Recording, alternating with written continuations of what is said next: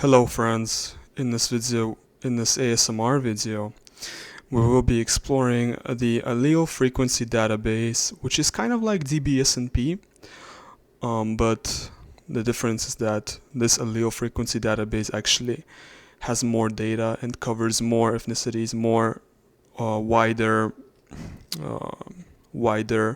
range of ethnic groups compared to DBSNP, which only really covers major ethnic groups such as European, like Native American, Oceanian. This allele frequency database covers stuff like Chuvash versus Russian, which is pretty interesting to see. So today in this video we're gonna take a look at some variations, some important variations for coloring, important variations that have to do with eye, hair, skin color. So let me show you. Let's get back to the topic of me, because let's talk about me a little bit. I like talking about myself, if you haven't noticed. This is my predicted eye color with my NOSHACOT tool, and this is kind of the formality. Blonde hair 58%, Greek or snub shaped nose kind of equal, blue eyes with an amber center. In reality my eye color is a lot more green. It's more green than blue with an amber center, but whatever, same thing.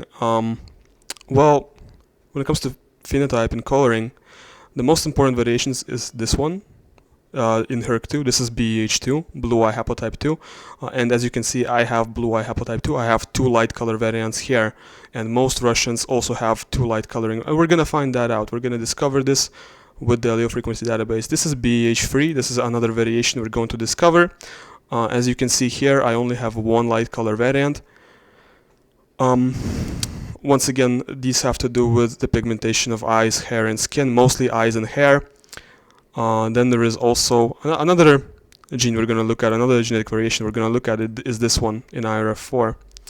And this variation is implicated also in eye, hair, skin color, but mostly ginger hair and blue eyes. And as you can see, I don't have it. I don't have this variation. By the way, little fun fact, pretty much every European hunter-gatherer had two or one derived variants here. Pretty much every European hunter-gatherer had these derived variants that predispose somebody to having ginger hair, blue eyes, and pale skin. And I don't have them. Most modern Europeans don't have this, except for, well, we're going to find out except for who, because there are people in Europe who do have derived variants in this variation of IRF4. And we're going to find out actually right now. We're going to go and search for this SNP, and table, yep, we want to see the table. You want to see a nice little table of ethnicities.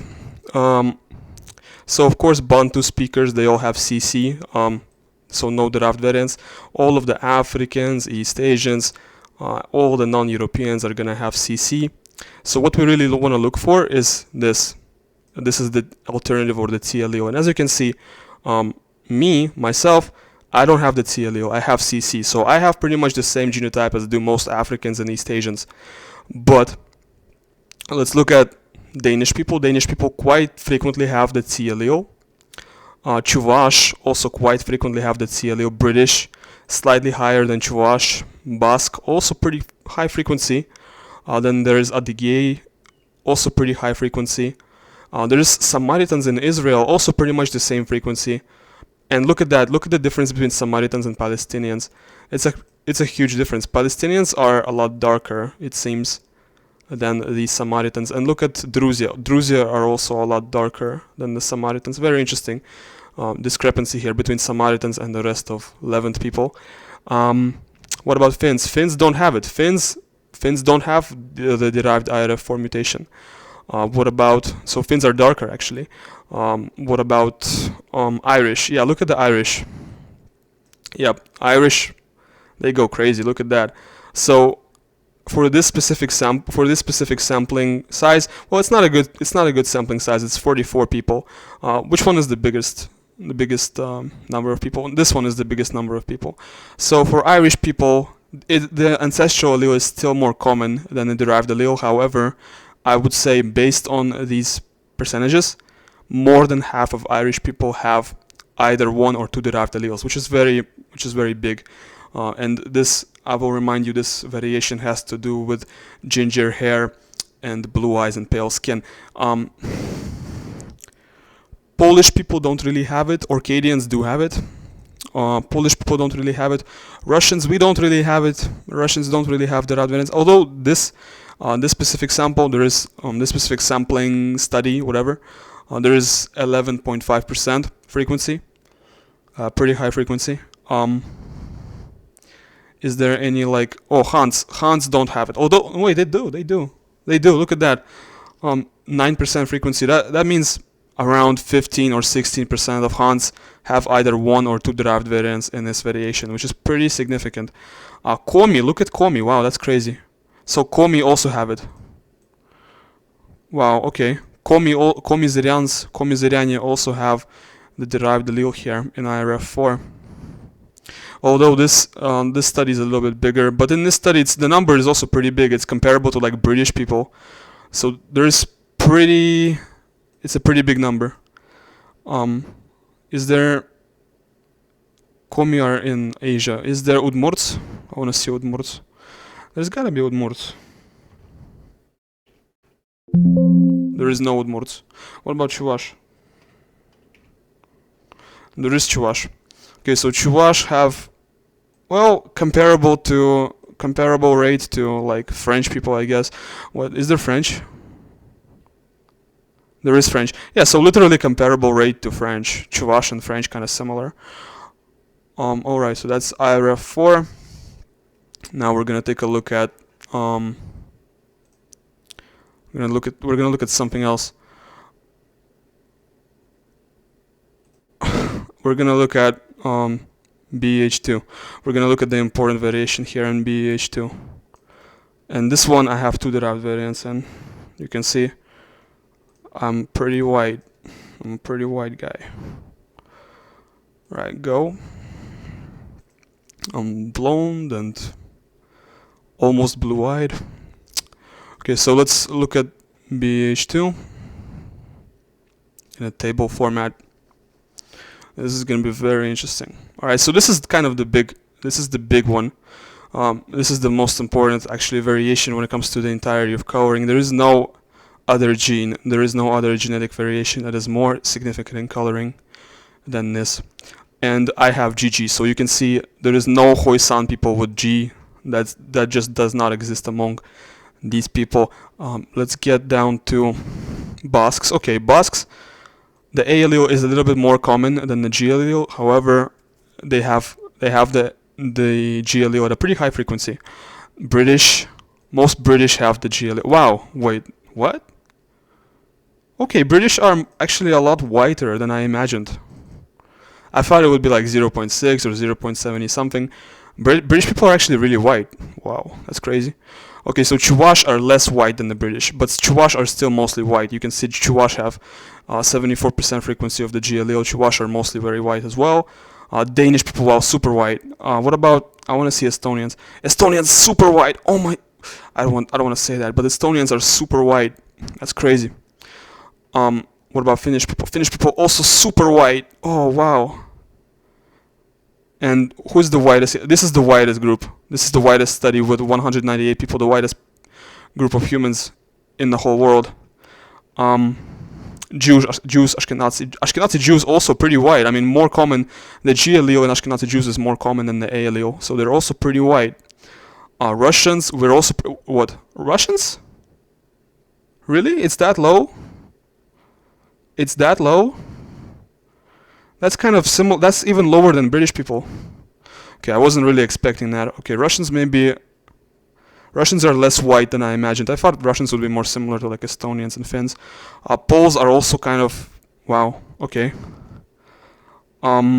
Swedish people, wow, no, Swedish people are the whitest. It's Swedish people who are the whitest, not Russians. Because look at that, 95.8%. Swedish people are the whitest people in the world, man.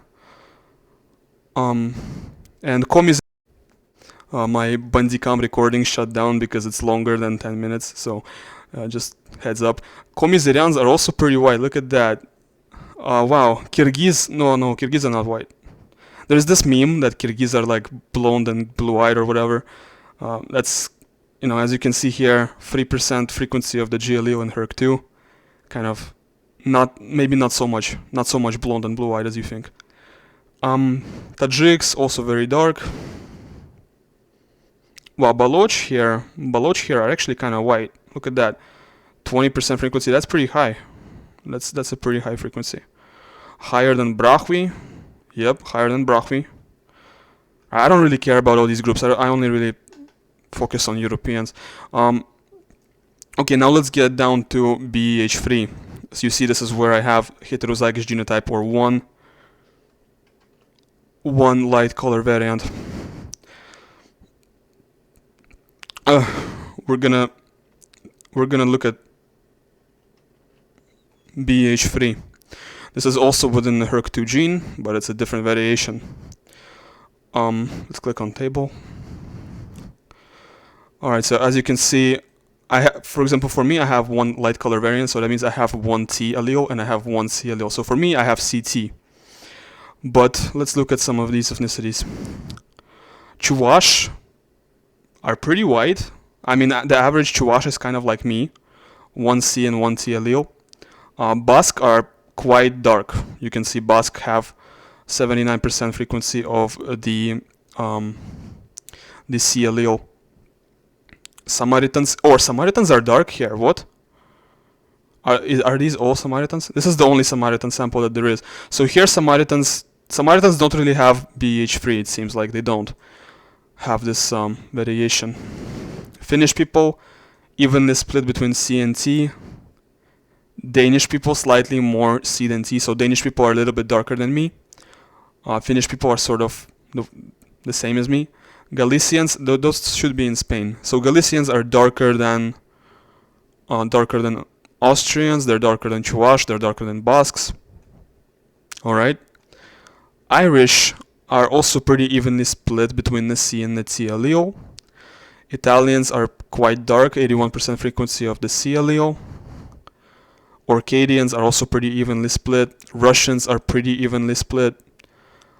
This study for Russians is actually, are these the whitest people here?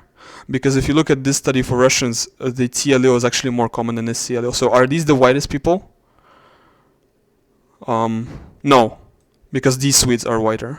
You see, these Swedes are a little bit whiter. They have frequency of the T allele at 54%. Is there anybody whiter than these Swedes? Actually, look at that. Khanty in Siberia have frequency of the T allele at 0.14%. That means like 1/4 of Khanty people have either one or two T alleles, which is pretty impressive. Komi-Ziriani have the what? Komi-Ziriani are this white? They have frequency of the T allele at 42%. That's crazy. So I learned something new every day. I didn't think that Komi-Ziriani would be this white. Japanese don't really have it. Wait, Quechua, these don't have it. I made a video a little bit maybe a week ago, where I was talking about the presence of BEH2 in Native Americans. Let's see, is it actually true, or are these samples on DBSNP just kind of bogus?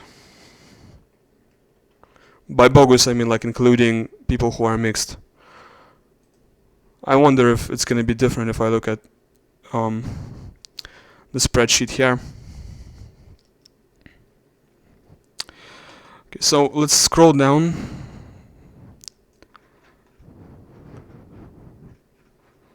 I'm nervous, man. Oh, look at that!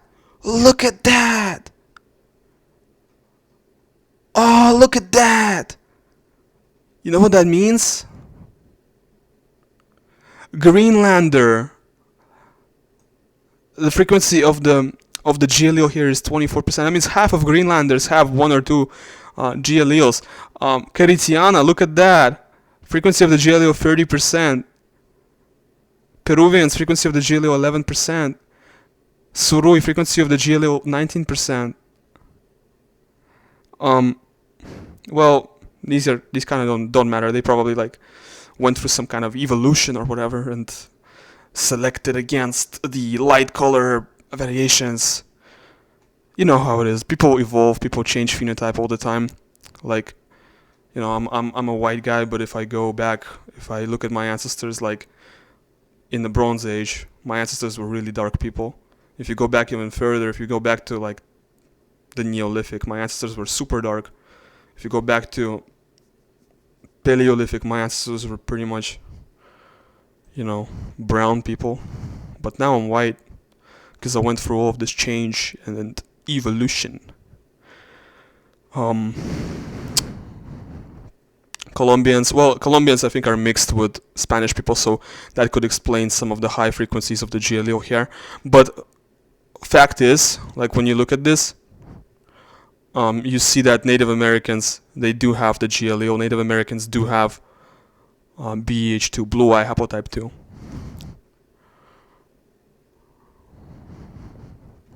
Well, that's pretty much all there is to it. I just wanted to show you this nice little website that you can access from a link which is going to be in the description, and leave a like if you enjoyed my content. Subscribe if you like my SMR videos. Goodbye.